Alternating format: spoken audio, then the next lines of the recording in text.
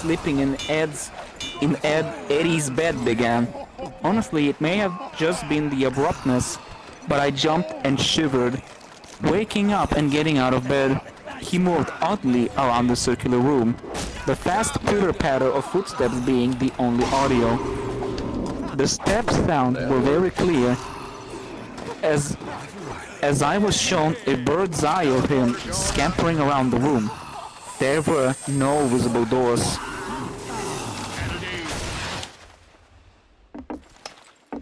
Ed began screeching. He sounded like a fisher cat, and he moved wildly around the cell of the room, faster and faster until the screen began blurring again. The whole room's color was swallowing a now orange blur.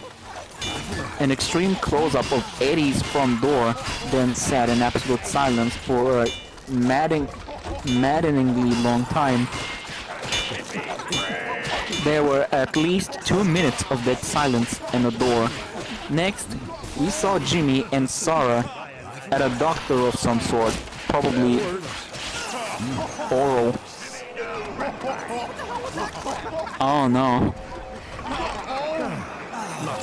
Oh shit, here we go. Obstructed in view by a hanging lamp, was crying loudly, with Sarah trying to comfort him in an unusually warm fashion. It hurts, Sarah. It hurts. Suddenly, the door of the room was smashed open by a new character, a dentist. His face wasn't shown because he was tall enough to be out of the shot. Tall enough to be the face being out of the shot. What is this, fucking Tom and Jerry bullshit? Get out of here. Sarah was escorted out of the room and Jimmy was shown. His headgear was mangled, the front bent upward, stretching his lip to a very high tearing proportion. The front of his gum was trickling blood and teeth were missing.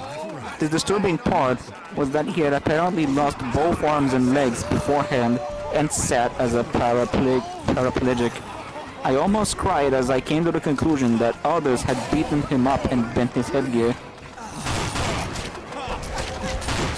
The camera stayed on his mangled face for a few seconds, still as a picture, silent as ever. Commercials came on.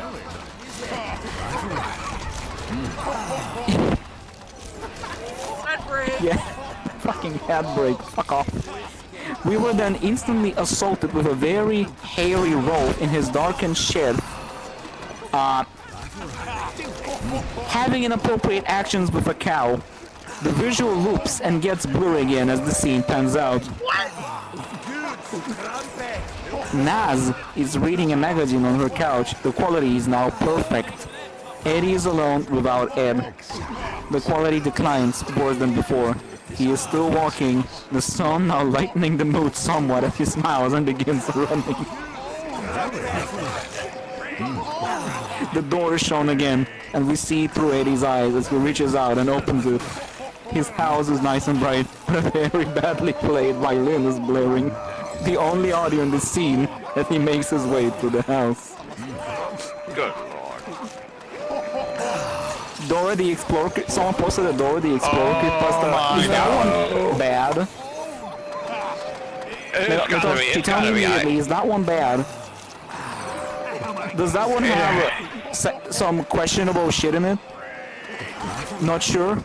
I don't want to read it. It's the rum. It's the rum. Risk that. Holy fuck! Attack on Titan reference.